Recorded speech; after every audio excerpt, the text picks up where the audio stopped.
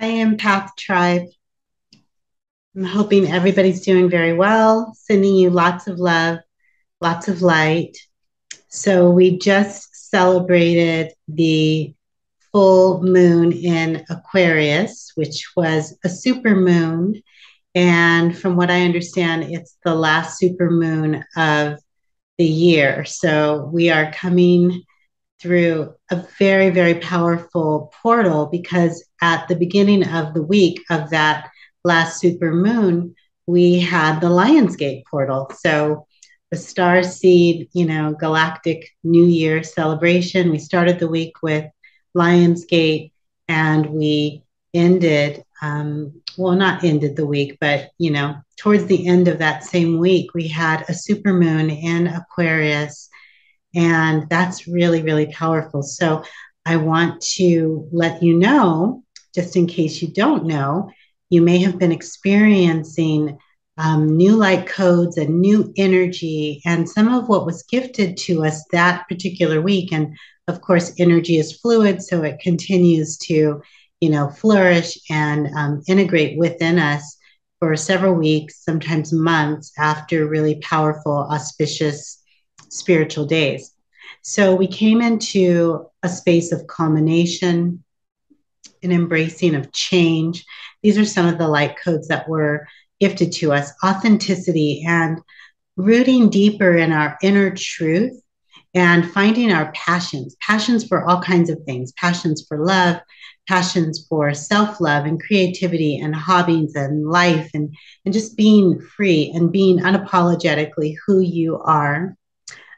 There were gifts of reflection, opportunities to introspect and go within and really assess who we are now and how we want to move through the world, especially as the wheel is turning and our year is winding down.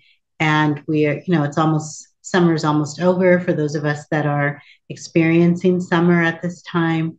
We are getting closer to the end of the year, and it will be a new year before we can even blink.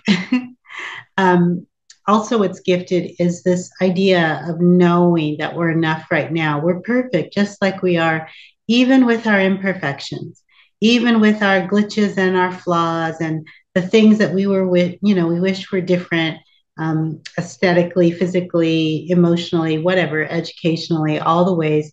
We are enough right now. And so, what's been offered to us is an opportunity to own that and to embrace that and to settle into it.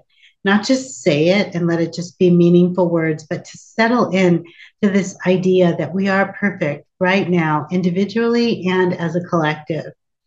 Also, you may have felt the urge to break free in the last few weeks, just to break free, let go of old conditioning and paradigms and anything that no longer serves, anything that doesn't feel aligned with your true path now, old relationships, old cycles, old patterns, maybe old ways of doing things, at your place of work or in your home or your family business. We are really embracing, or at least what's offered to us, is an internal and external strength to accept what resonates and to toss the rest, to unapologetically let go of what is no longer serving, and to only be in the energy of accepting what's aligned for our purpose. So beautiful, right? So I was in the gym this morning and I saw a man wearing a shirt that said, "We train as a group and we lead as a team." And I love that. And I was thinking about our Empath Collective and any of us that are on the spiritual path to self-development and enlightenment and embracing the ascension adventure.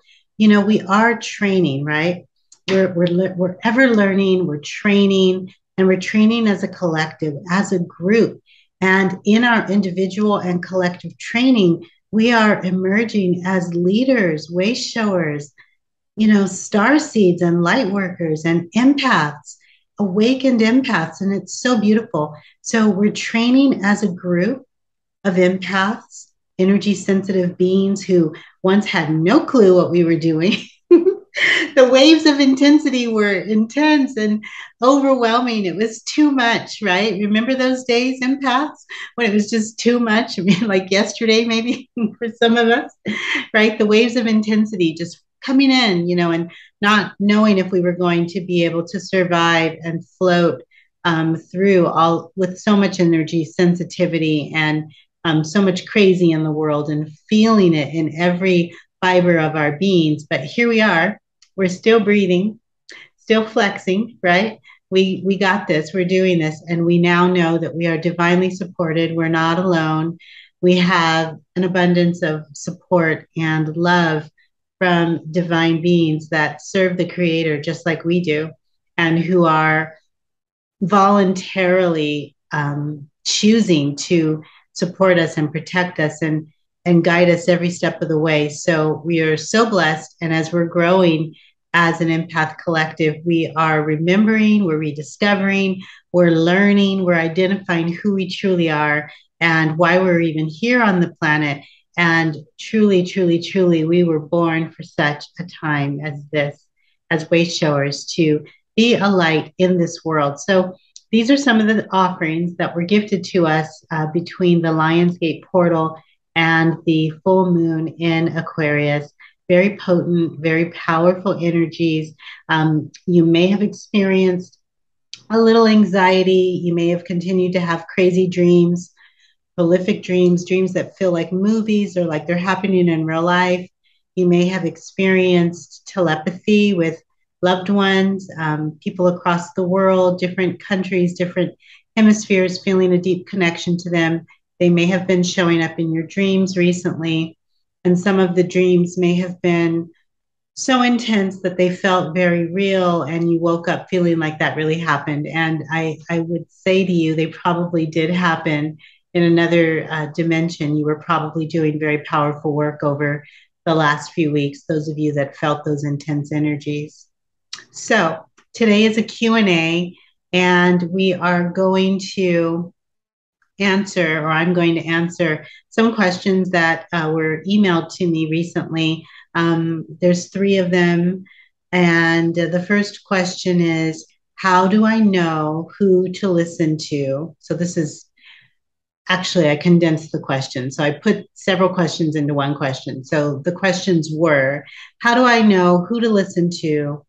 How do I know when someone is evil? And what types of healers should I work with? So basically, how can I distinguish between who's in the light and who's not in the light? So those of you that want to work with, different types of healers, holistic healers, there's so many Reiki healers, there's psychics, intuitives, there's so many different healers, right? Body work healers, as well as cognitive, emotional, therapists, who do I go to?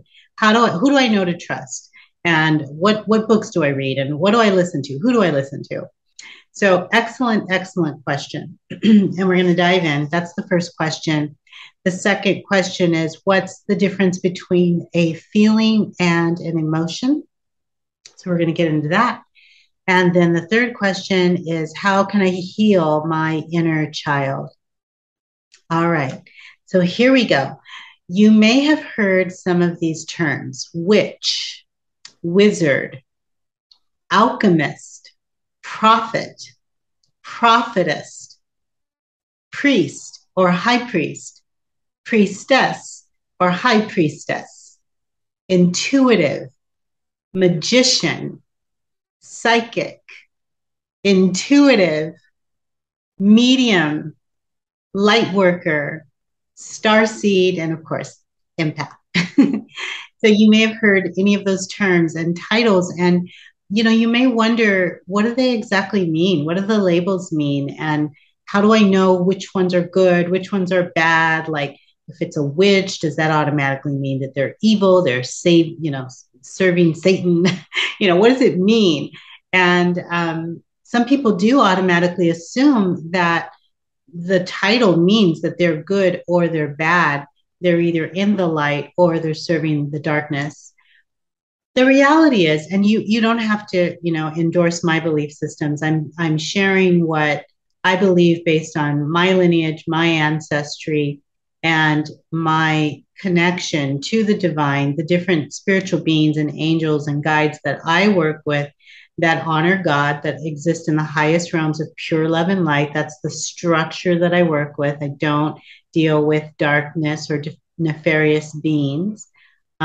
We have free will, and of my free will, I choose to exist in the highest realms of pure love and light with God, creator, source, divine, everything light, everything beautiful. That doesn't mean life is always beautiful. That doesn't mean that challenges, we're exempt from challenges. No, I have challenges for sure, but I choose to offer my gifts and my light and my service work with a pure heart structure that honors God, creator, creation, divine, the source of everything. And so from my perspective and from what I've been taught and the way that I lead my life, the labels are actually not that important. They're not what matters. What actually is very important is the structure of the heart of the being that has the gifts, okay? Because the heart structure sets the tone for where that person launches from and how they move through the world. So whether they call themselves a witch or a prophet or a light worker or a magician or a psychic or an intuitive or a priestess or whatever words they use, there are some really important things that we need to know. Intention is everything. That was the title of one of my empath heart healing tips recently. Intention is everything. And action is also critical. And then there's something called spaced repetition.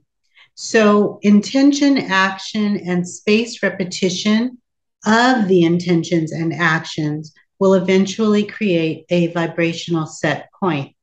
Spaced repetition is where you give a little bit of space in between your prayers, your intentions, your manifestations, the way you live your life. So let's say that I woke up this morning and I said some prayers. And then, tonight before I go to bed, I meditate. And then in the morning, I do the same thing. And let's say I do that for several weeks and then several months. And that's just my routine. I wake up in the morning, I say my prayers, I go through my day, I might say some affirmations. I try to live my life with, pure heart structure and integrity. And I implement wisdom. And when I'm guided to do something, I listen and I follow through. And then at night, I meditate and rinse and repeat, over and over again for weeks at a time and months at a time and years at a time. That's spaced repetition, repeating intentions and action with a little bit of space in between. So a little bit of space, and then you do it again. A little bit of space, and you do it again. You go to sleep, and you wake up in the morning, and you do it again. Okay, wash, rinse, and repeat. That's spaced repetition. The intention and actions and the spaced repetition of those intentions and actions of the individual determines their vibrational set point. So their intentions, their actions, their spaced repetition, their habits, their cycles, their patterns. Can you trust what they say? Do they mean what they say and say what they mean? Do they follow through? Do you see a value creator that is consistent, or are they a flake? All of these things determines their vibrational set point. And the vibration that a person is sitting in lets you know all that you need to know. Okay. It gives you an opportunity to recognize where this spiritual being is launching from. Okay. So when you are interacting with healers, you want to pay attention. You don't want to go blindly and just give your money and, surrender your will to a person. Check them out. Of course, you can look at their reviews, but really you want to dial into your own guidance team, which I've shared with you many times how to do, so that you can recognize, is this person operating from a pure heart structure? Should I work with them? Is it divinely aligned and assigned for me to work with this, whatever, psychic, this medium, this Reiki healer, this holistic practitioner? So let's take a look at the pure versus the impure. What does that even look like? The pure or the sacred heart structure is going to always embody the divine plan. The sacred pure heart structure is a part of the divine plan. These beings, these divine energies, these humans that you work with will always embrace the law of oneness. There's no separation. They're not going to think, well, because you're this or you're that, or you hold this station in life, or this socioeconomic status is better than that, this race, this culture, this human, this gender. None of that is ever going to trump oneness. In oneness, under the law of oneness, we embrace the all of creation. It doesn't mean that we're not discerning and that we don't use wisdom. I mean, if wrong is wrong, right? Right is right. But under the law of oneness, you're my brother, you're my sister, period. We all bleed red and we are all children of the divine. We are all citizens of the universe. No one's better, no one's higher. Even if we have titles and labels and degrees and things like that, we're still divine children of the creator, of creation, of this universe. We're all a part of nature and we're all value creators. We all have something beautiful and luminous to offer. Nobody's station is low. We're all one, and it's so lovely and beautiful to embrace oneness. So, people, beings that are truly pure heart structure, embrace oneness with no separation. There's no need to be your guru or teacher. That doesn't mean you can't be a teacher or guru. That doesn't mean you don't have wisdom to share, but you will never. For example, I have a doctorate in clinical psychology, but most of my clients call me Eileen. I don't require anybody to call me doctor. I do have clients that choose to call me Dr. Eileen, and it's so sweet and loving, and they want to respect me because I've gone to school, and I appreciate that so much. But I'm just Eileen. I'm an empath, and I'm a human. I'm a human with some divine gifts, teaching other humans to do what I do. I'm not better than anybody else. I do have a very blessed life. I am very dialed in and I am very connected to the divine. And it's my pleasure and my honor to teach as many humans how to do that if they choose of their free will to connect on that level. I'm here to be a way shower, but I'm just a regular being, just like you. And there's something lovely about rising to the occasion and being the best version of ourselves. Like if for you that's education or musical accomplishment, or maybe you're an incredible athlete or you speak like 6 languages, whatever your things are, you're a great cook, you're an entrepreneur, whatever your things are, whatever your magic, whatever your value creations are, it's so beautiful to be at the top of the chain, to know you've done the work and to be up there, but with humility. Like, we don't need to have ego. We don't need to be full of ourselves and narcissistic and I'm all that because I have a doctorate. So what? Who cares? Lots of people do. And whether you have a doctorate or not doesn't make you any less of a person. That's just the path I chose. And it's a beautiful path because, the education I have has opened up a lot of doors.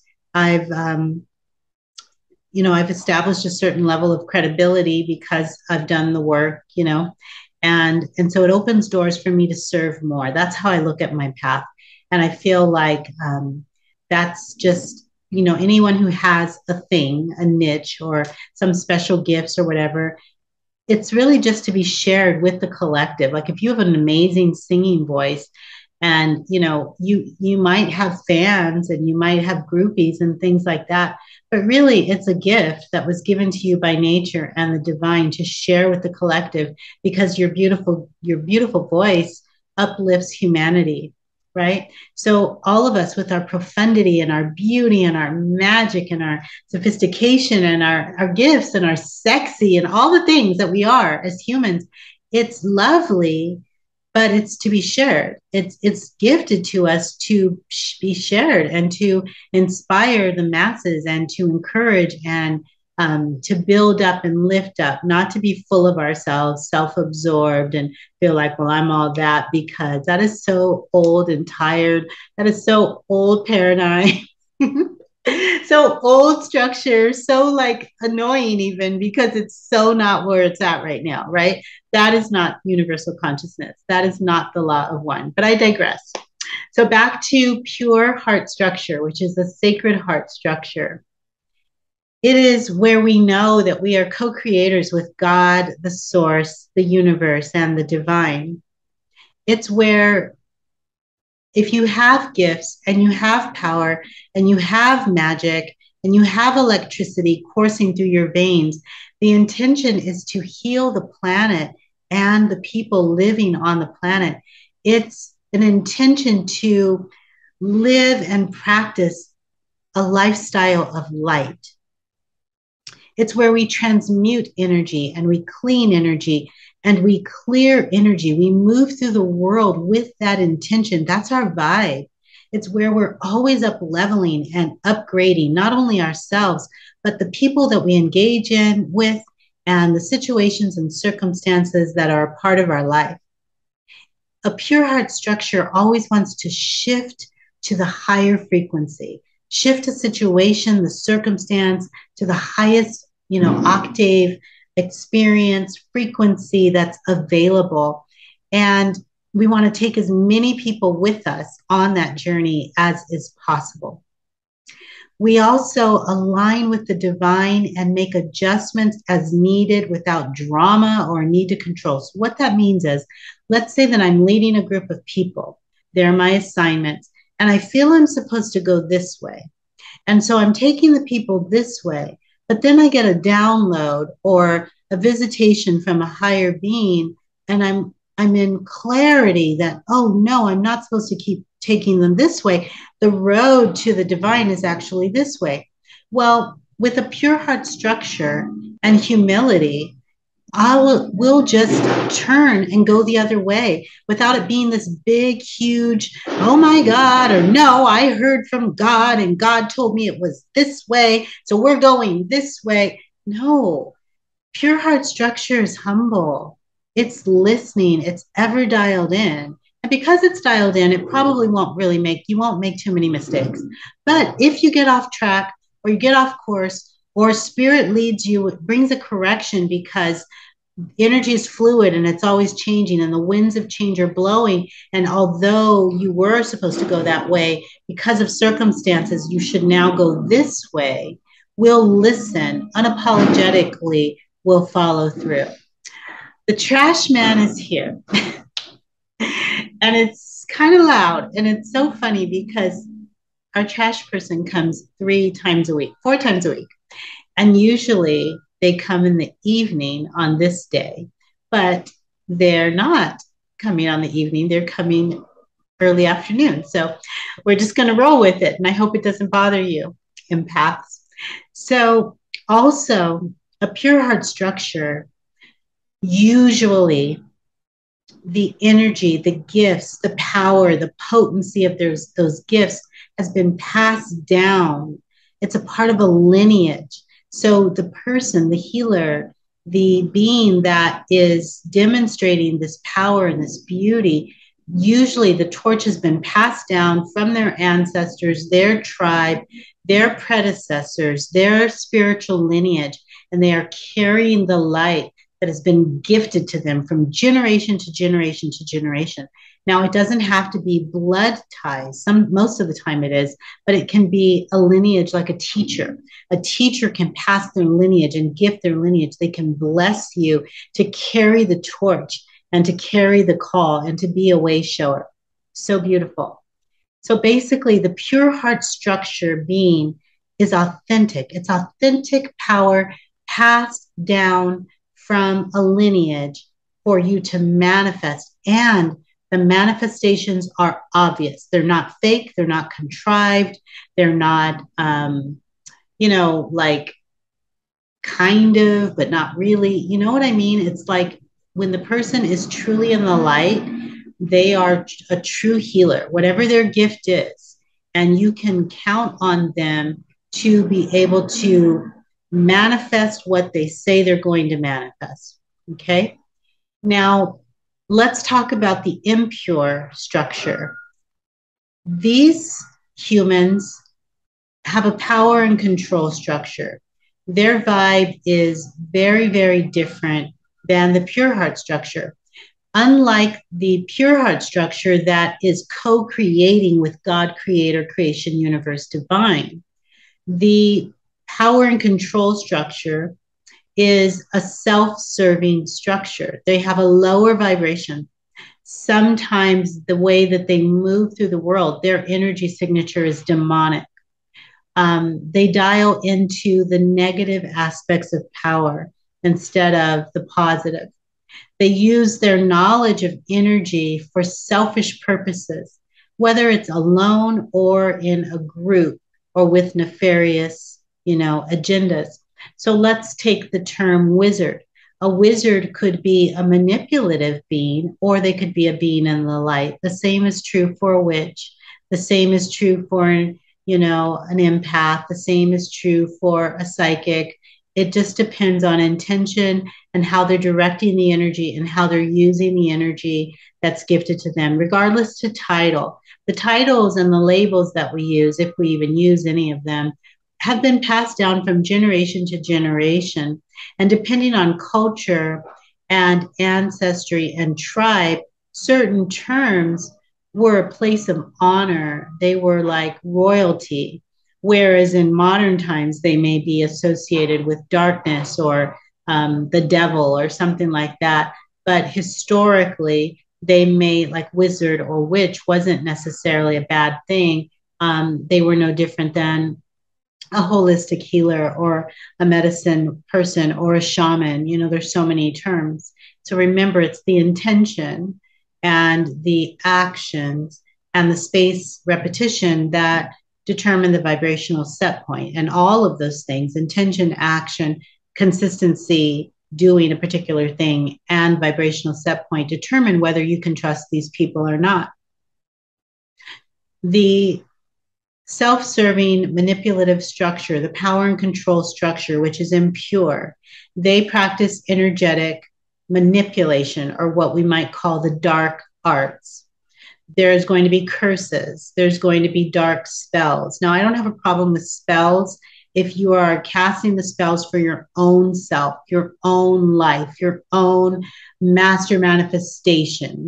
That's perfect because it's for you. But putting spells on another person is using your energy signature in a lower way that's not in the highest light. Anything that has to do with controlling another's will, forcing someone to do something, love spells, forcing somebody to love you, forcing somebody to come back to you that of their own free will left you, forcing a job to fire someone else so you get the promotion, forcing someone to get a tire blowout so that they will be late for work or so that they will not do well. I remember one of my friends telling me that she was in a sacred ceremony with a group of people, and when one of the men in that ceremony came out of the ceremony, there was a Ouija board behind his car, behind his tire, and something just told him to go back and look up behind the car. He didn't know there was a Ouija board, but somebody had placed a Ouija board behind his tire. So clearly somebody was trying to create some obstruction or, cause, at the very least, cause fear, right? And, stress and worry. And he saw it and he removed it. Very interesting that someone would put a Ouija board behind someone's car when they were in a sacred ceremony doing prayers and chants, for good. So this tire, whatever it is, what is it? This trash truck is loud. So I'm going to pause the video for a few moments, which I don't normally do, but I am going to do that so that we can have some peace and quiet when I get back.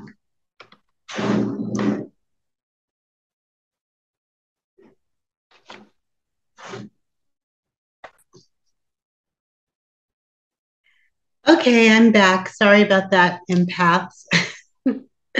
I never like pausing the videos, but whatever, it was kind of loud. So anyway, back to the impure structure, what that looks like. They put curses, dark spells, and I know I might be stepping on some toes because people who practice the dark arts feel very comfortable practicing the dark arts. They don't think anything's wrong with that. So like in witchcraft, there's white magic, gray magic, black magic. White magic is what we would call pure heart structure. It's where they're manifesting and doing things, but it's always in service of the light. No intention of manipulating or violating anyone else's will. Whereas gray magic is a bit manipulative, to just bend the will of others towards, your agenda. It might be with an intention to serve the highest good, but it's still bend, this direction. So, let all of the leaders of the world come around and, I don't know, chant, Om. I'm just using that as an example. May all the leaders of the world, be chant Om every morning. Well, they have free will. They may not want to chant Om every morning, right? But that's sort of like gray. It's sort of like I'm putting this thing out there that chanting Om is a beautiful thing. It really is. But I have this plan, I have this goal, this agenda, and I want everyone to do what I want. It's bending the will, and that's gray magic. And then dark magic is just, complete disregard of other people's free will, and just I want them to do this, population control, slavery,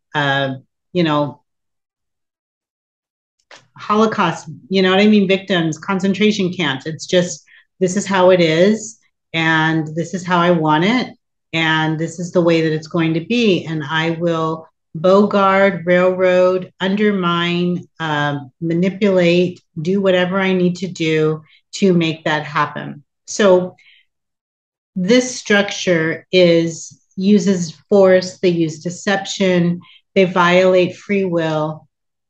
They often take pleasure in the pain and suffering of others, whether that's humans or animals, elderly, certain cultures, certain races, genders. They don't care. And their manifestations are manipulated and often come at the cost of others. They may include Ponzi schemes, scams, theft, swindling, lying, con artist behavior, etc. So hopefully this gives you an idea of what the differences are between the pure heart structure and the nefarious, power and control, impure structure, so that if you're choosing to work with a healer or a light worker or someone who claims to be divinely gifted, the proof is in the pudding. Look in their eyes, look them in the eyes. Do you see the light or not? Read their energy signature. What do you feel, empath? Use your intuition, follow your gut, and look at the proof. The proof is, the proof speaks for itself. Are they living in the light? Are they consistent? Do they have a high vibration and frequency? Are they speaking love? Are they speaking light? Or are they tearing down? Are they jealous? Are they envious? Are they, spewing courses? Are they be curses? Courses?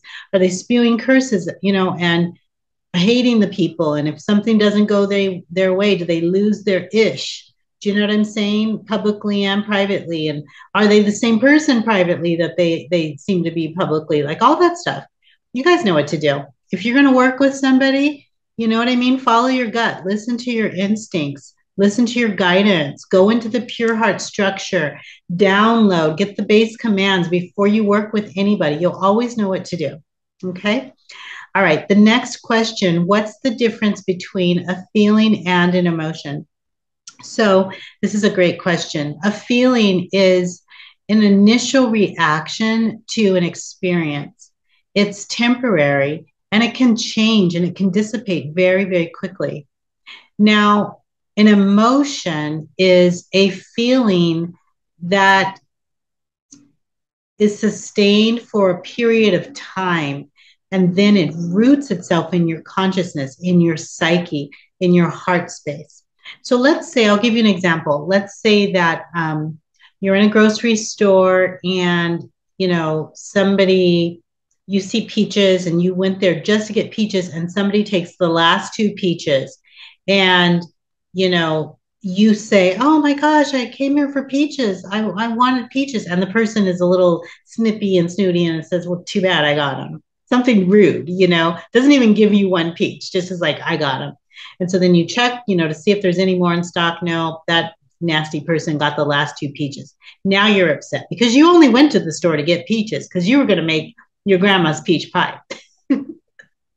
So now you leave the store annoyed, irritated, puffing and puffing, mad at that person. You got feelings, right? You're in your feelings. You're feeling something right now. You're feeling a certain kind of way because this person took the last 2 peaches. Now, if you get to the car and you're just like, whatever, okay, that store didn't have them, so I'll just go to the next store. Or I'll go to the farmer's market and get organic peaches. They'll be better. The pie will be better anyway. Whatever, I don't need your stinking peaches. If you kind of make a joke about it, you brush it off, you laugh it off, and then, by the time you get home, you got all the peaches you need and you're in a good mood. That just stayed a feeling and then it dissipated. However, if you took that to the car, got pissed off, called your friend, told your mom, finally got your peaches and you're still talking about it the whole time you're peeling the peaches to make the peach pie. And then once the pie is made, and everyone's like, oh my gosh, this pie is so good. And you're like, oh, well, there's a story. Let me tell you about the story that goes with this pie. And you're still harboring energy and resentment towards that person. Now you've created a vibration within your psyche, within your heart space, in your consciousness. And what was initially just a feeling now takes root and becomes an emotion. Okay. So now emotions can be positive. You can have a happy, you can have a happy disposition, I'll say. You can have happy feelings and then those turn into a happy disposition. But you can have anxiety as a feeling and then you become an anxious person. Now you've got the emotion of anxiety and now you got to take pills and see a psychiatrist because you've got anxiety because you didn't let things go. Same with depression, the same with worry and fear and sadness. Grief is normal. When we've lost someone, we go into bereavement. That's totally normal. It's a feeling that is appropriate based on a circumstance that has happened. But if we continue to harbor that grief over a period of time, grief can get lodged in our nervous system and now it becomes a disposition or an emotion. We've got grief stuck in our being. Now, the research is really interesting when it comes to this subject. I've had different mentors say different things. Some have said, you have 60 seconds. One of my mentors, Dr. Milton Mortar, who is resting in paradise, God rest his soul. He said you have 60 seconds, about 60 seconds to quickly correct yourself if you're going down a negative path. If you're spiraling down emotionally because you had a feeling and you feel a certain way and you're upset and you're annoyed, if you catch yourself within 60 seconds and you say, cancel, and then you replace that negative feeling or thought that you're having with something positive, like it could be anything, like I love peach pie, I love cherries, I love strawberries, the sky is blue, I love my dog, I am so happy, I'm a rock star, I got this going on. Whatever positive statement, affirmation, anything to change the energy. If you do that within 60 seconds, it won't take root in your consciousness, your heart space, your nervous system, or your psyche.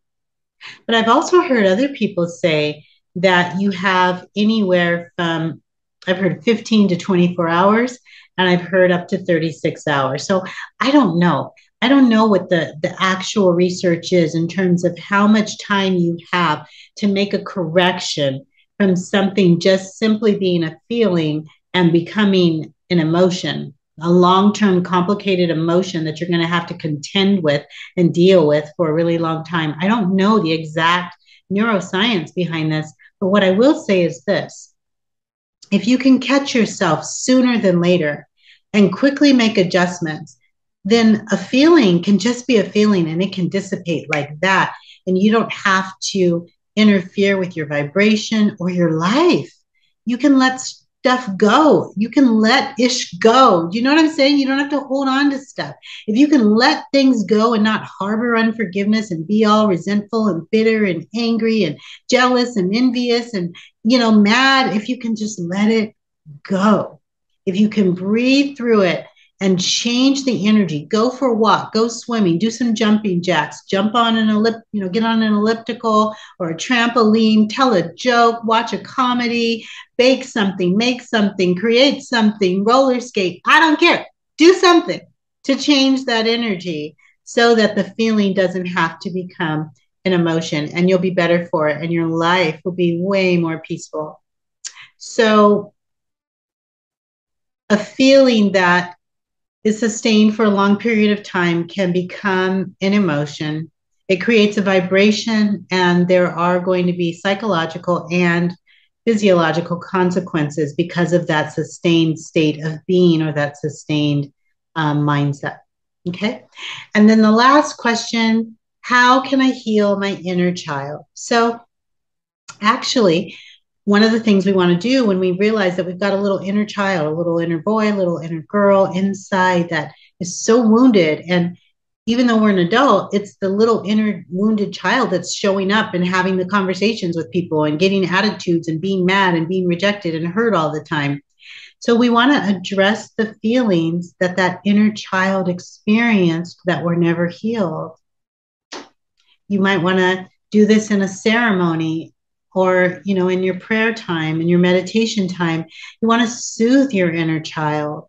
You want to comfort your inner child, and you want to speak to your inner child and apologize to them for all the times that this younger part of you felt unheard, unseen, neglected, rejected, unsafe, and not protected.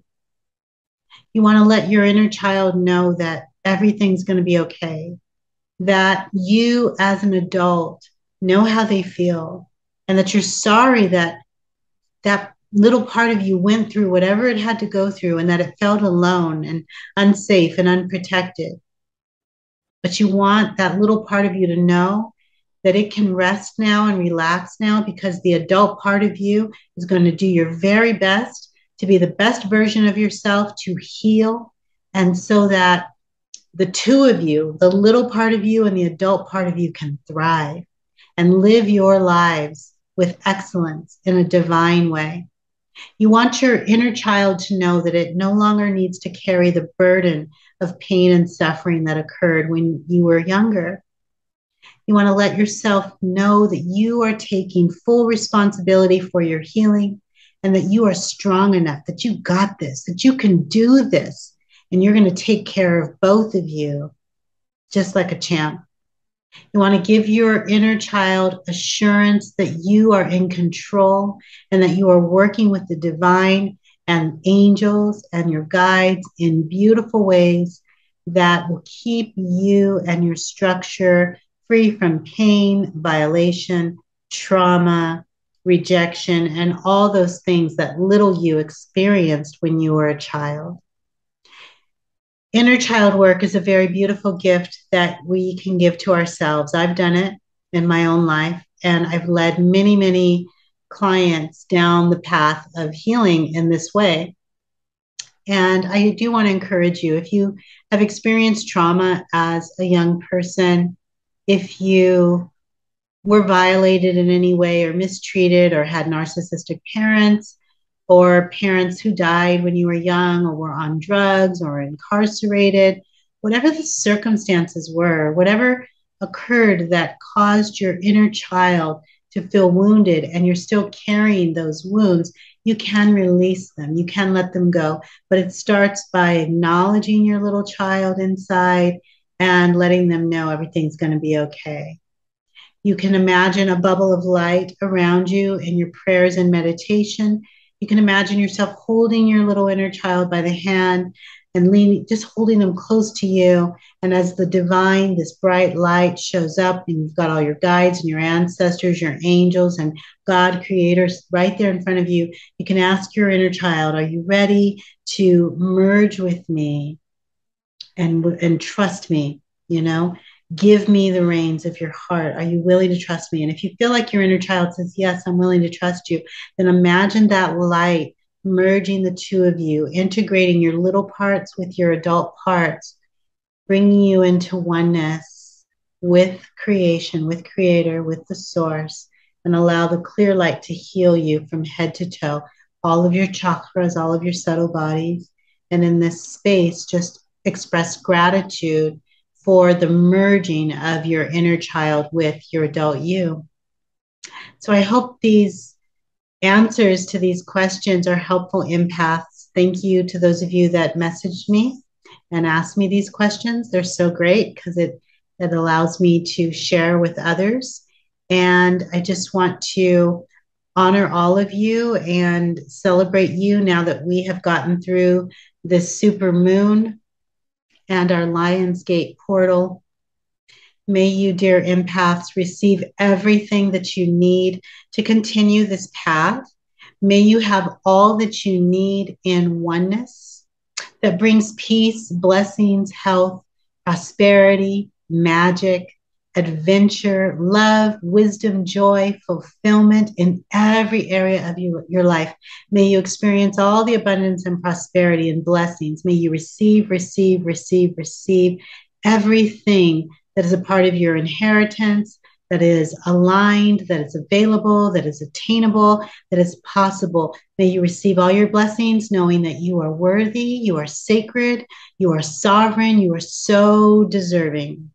And dear empaths, let's continue to ride the wave of this beautiful energy that we have been gifted. It's such a gift. Let's embrace it. Let's activate it. Let's integrate it. Let's live it. Let's embody it now for the highest, most divine outcomes, for the highest, most divine good. And so it is. Mwah. Blessings to all of you, brothers and sisters of the Empath Collective. You are my tribe, and I can't wait to share light and love and energy with you again. Be well.